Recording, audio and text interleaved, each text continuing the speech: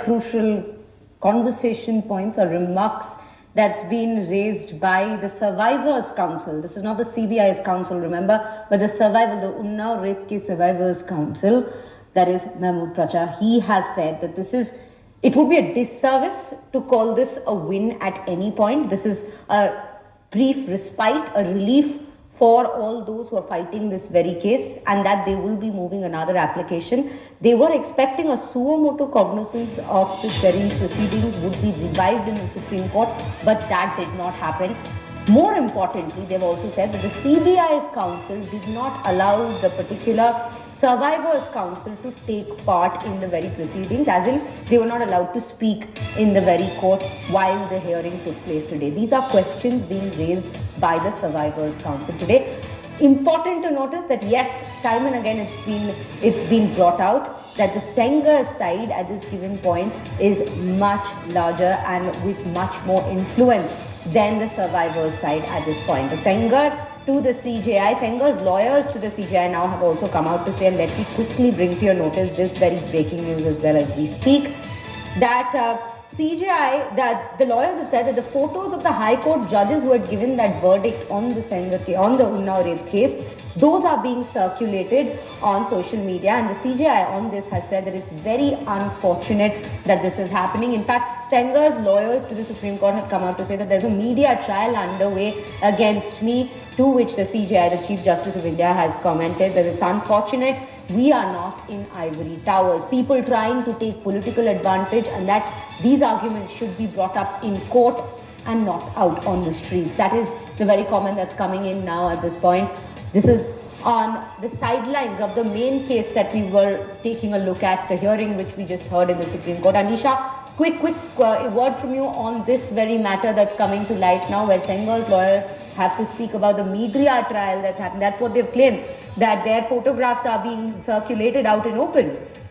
Well, Shreya, let me just clarify. These arguments were made by Sengar's lawyers when the court was issuing notice to him, when the court was saying that we will hear this matter after 4 weeks. The victims' counsel, Mahmood Pracha, who we just heard speaking to the media just a moment ago, had pointed out that they should be allowed to argue before the court before any decision is taken in the Sengar case.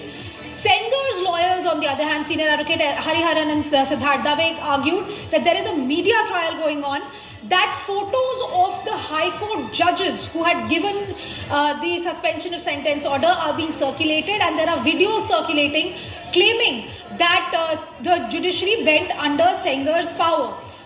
To that, the court has said, do not try to browbeat the system. We are not sitting in ivory towers. This kind of comments should not be made outside the court. They said that this is not something that should have been done.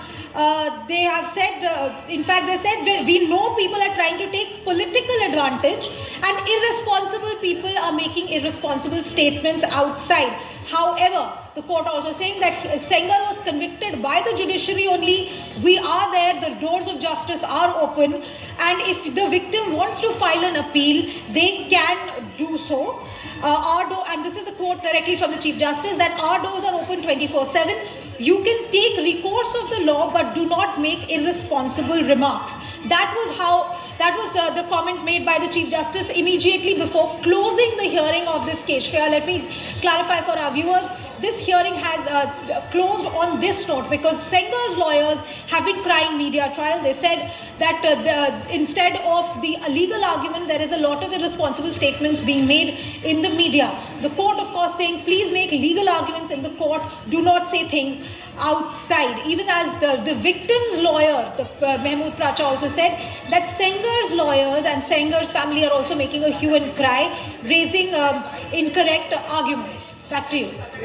Right, Anisha, I'll just cut across to Nalini at this given point. Nalini, while this is one aspect of the very hearing that took place today, I'll quickly just cut across to just take our focus back to what has been said by Mahmood Pracha while he was speaking to the reporters right outside the court after the hearing. One important point that he has made is with regards to the fact that today, when the hearing was taking place, the Survivors Council, that is Mahmood Pracha himself, they were not allowed to speak. And in POCSO, under POCSO, that the survivors' side is always to be heard. The CBI, however, ensured that it was only their counsel that spoke in the court, but not not the Survivors Council. That is one particular matter that's been flagged by the Survivors Council, and the fact that they will have to again reapply for certain aspects, for in fact taking up certain aspects of this case, and that they had greater points than the CBI's counsel to make the stay happen, which they wanted included in the very order, but that was not even looked upon by either the CBI, and of course Sengar's side has a complete different story on this entire issue. Running breaks your joints. Tai Chi builds them back. After 50